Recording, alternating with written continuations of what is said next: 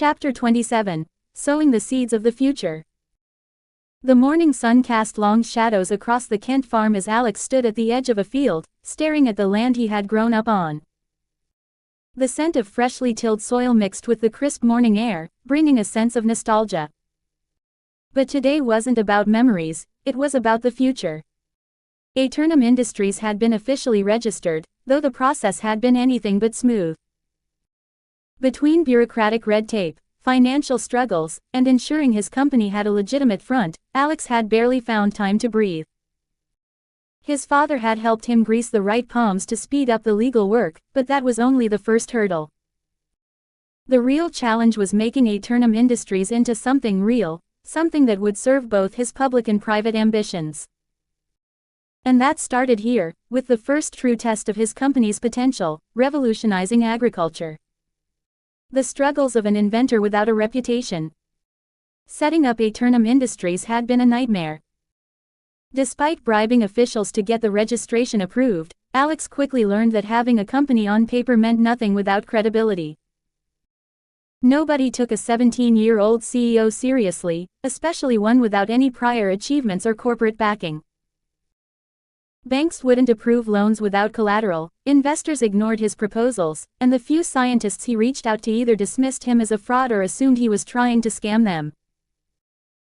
Even when he reached out to old contacts from his previous identity as a promising student, he hit walls.